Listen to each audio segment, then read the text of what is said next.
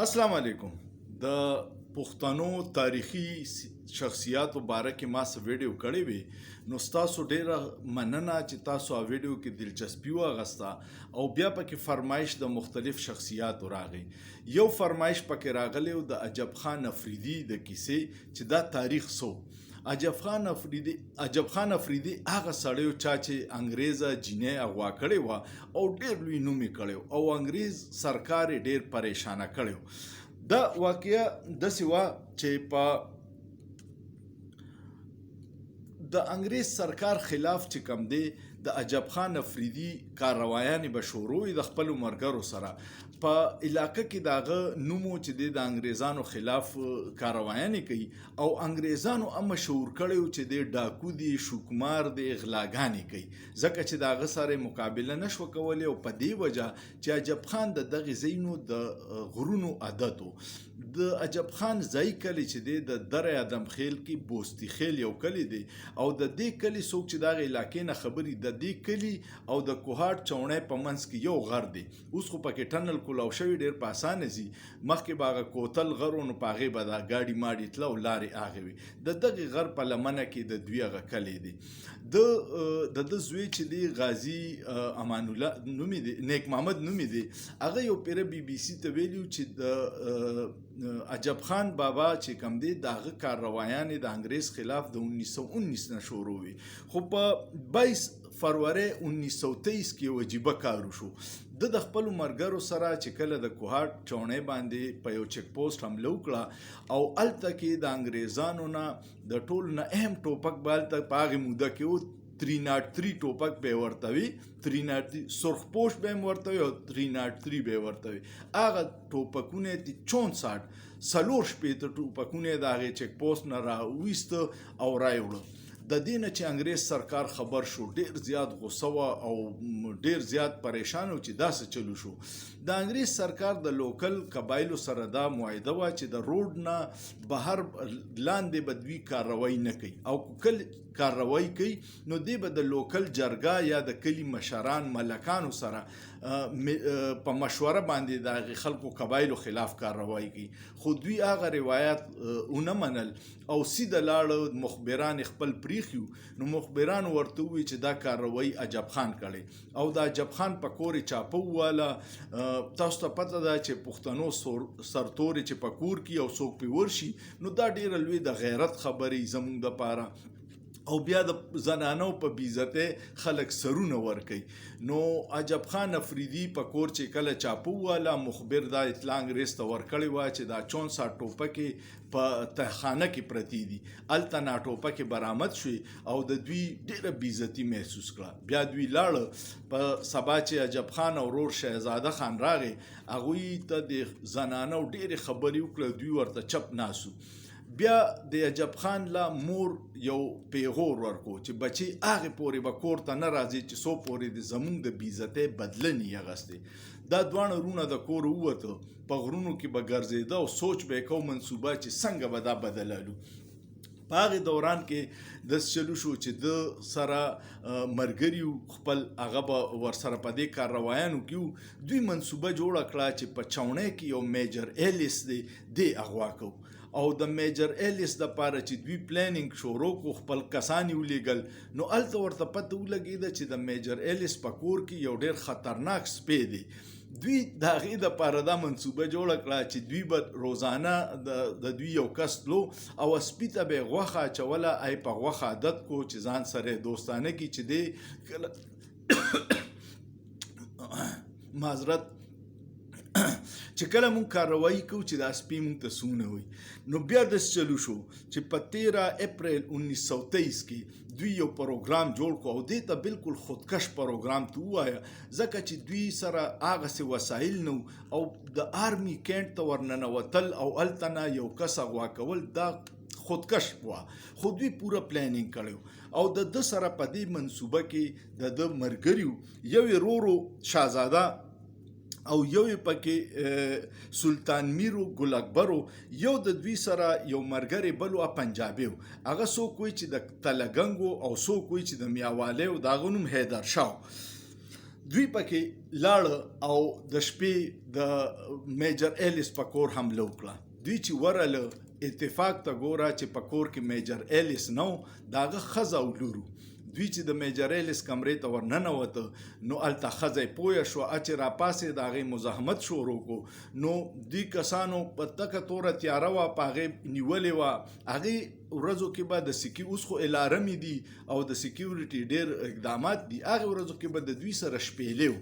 دوی چې به شپېلي وو نو د سکیورټي ګارډز او هغوی به خبر شو فوجیان چې راشئ دلته کې څه مسله ده. دی د شپېلي کوشش کړی دی، شپېلې پکې والم دی. بیا ډېر مزاحمت یې کوو نو دغې رور شهزاده د په چړو والو هغې ویې جوړ دا میجر صاحب دی. خو چې بیا یې بدن را پرېوتو د په لاس کې نو ده ته پته ولګېده چې دا زنانه ده. په دغه وخت کې د دوی یو لور وه، د هغې نوم مولی ایلیس. مولی ایلیس د 17 سالو وه. هغه راپاڅېده او هغې چې وکته چې مور مې دغه په مزاحمت کوي او مور یې هغه شپېلې راوویشتو دی مولی ته، خو مولی ته موقع میلاو نه شوه او هغه پرېوته. دوی مولی راچوته کړه او چې بهر راله ګیر چاپېره فوجیان ولاړو. دوی د مولی نه ډال جوړ کو او هغه د چاونۍ نه راووته. دا د انګریز لپاره ډېر پریشاني وه چې راووته. دوی په دې کوهاټ کې د یو غر سر ته دا وخېجوله. انګریز لاندې ګرځېدو، دا سوچ نه و چې دا بدلتی. دوی په غرونو کې ګرځېدل چې کور ته راله هلته کې خواته نو هلته ورته دوستان وي چې ستاسو کور نه ګیر چاپېره خو انګریزان فوجیان ولاړ دي.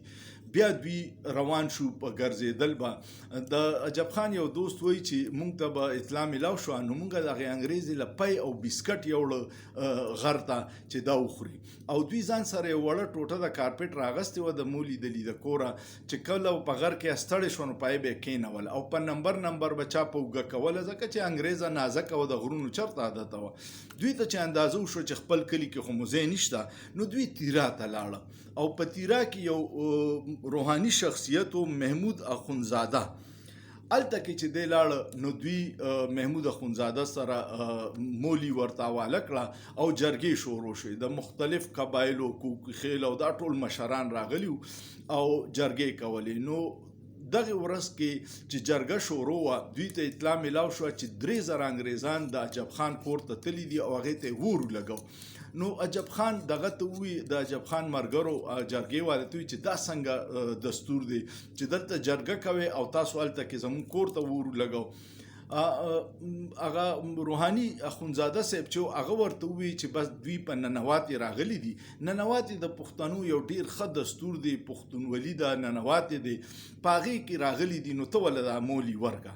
دوی ولې مولی ورکړه خو بیا د دوی کور مور خو یې سوځولی و. دوی کډه واغسته او دوی لاړه افغانستان ته. د جلال آباد سره یو غر دی هغې ته وایي پرموریا غر و د هغې غر کې دیره شو. خو انګریز سرکار په دوی پسې جاسوسان پریښي وو چې دوی به رانیسي او عجب خان له به سزا ورکو. په دغه دوران چې د پرموریا غر د جلال آباد سره دی او د دې دواړو سایډ ته شینواري قبایل آباد دي. شینواریانو قبایلو ته چې پته ولګېده نو هغوی ډېر سخت تنبیه وکړه چې کو څه درته نقصان ورسېدو یا لوکل چا جاسوسي وکړه په هغه به 1 لاک روپۍ جرمانه کړو. دغه سره عجب خان د هغوی ډېر مشکور شو او د دې ځای نه چې بیا لاړو نو د افغانستان سره د ده تعلق و ځکه چې دی د دې کاروانو نه مخکې به افغانستان ته تلو او هلته کې په پکتیا کې قبایل دي د هغوی سره د ده تعلق جوړ شوی و. دغه ورځو کې دا چلو شو چې غازی امان الله حکومت و نو هغه ته انګریز سرکار ووایي چې دی یا موږ ته حواله کې غازی امان الله په افغانستان کې باچا و هغه انکار وکړو نو بیا یې ورته وایي چې ګرفتار یې کړه او جیل کې یې واچوه. د هغې نه یې انکار وکړو. بیا غازی امان الله خان عجب خان راوغوښتو او ده ته یې ووایي چې ته ترکستان ته لاړ شه هلته به دله زه عهدم درکړمه او ته به یې. هغه ورته وایي چې زه نه ځم. نو غازي صاحب ورته ووایي دا د هغه زوی دی نیک عمل هغه دا کیسه کوي. وایي چې هغه ورته دا ویلي چې کو زه دې په زور ولیږم نو عجب خان ورته وایي چې ته مې په زور لیږې بیا خو زه څه نشم کولی. بیا یې دا چلو کو چې دوی له په مزار شریف سره 4,15,000 جریبه ځمکه ورکړه او د میاشتې ورله 720 افغانۍ وظیفه مقرر کړه او دغه ځای ته بیا نوم ورکو غازیانو کلا. اوس هم غازیانو کلا هلته ده او د عجب خان ټول خاندان او قبیله هلته آباده ده. دغه دوران کې بیا داس چلو شو چې په 1900 پاکستان جوړېدو پورې خو هغه نه پرېښودو. انګرېز وویل چې په دې به پاکستان ته نه راځي. نو په 1961 کې عجب خان افریدي په مزار شریف کې وفات شو او دا زوی چې دی دا دلته پیښور ته راغلی او دی هلته اوسېدو. بي بي سي ته به انټرویوګانې کولې. د دې کې یو خبره دا مشهوره وه چې په دې اغوا دوران کې د مولی ایلس د عجب خان سره مینه پیدا شوې وه او د هغې یو مین وجه دا وه چې دا د 16-17 سال وړه جینۍ وه پیغله او د عجب خان عمر 35 سالو خو هغه د دغې ځوانۍ کې هغې ته د خور په نظر کتلي چرې ورته په غلط نظر نه دي کتلی او بیا په دې باندې فلمونه ډېر جوړ شو. د عجب خان افریدي د بادرې کیسې به کېدې. یو فلم نوم خو ماته یاد نه دی غالبا درې خیبر دی پای کې هغه انګریزه چې بیا زینو پای کې یو غانه ده اګانې الفاظ راته یاد دي وی په مخه د خ میلمنې خوري ورزه په مخه د دلې دلې ګلونه دغه پیغلی جینکه د مولی ایلس ته وی چې کله رواني. امید لرم تاسو به د عجب خان د مختصر تاریخ نه سنه معلومات غستی خبر شوي به.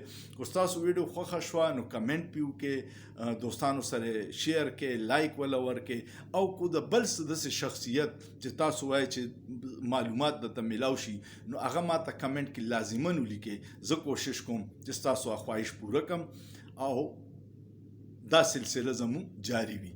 سوچ پیو کې په سوچ کې څه ګناه نشته.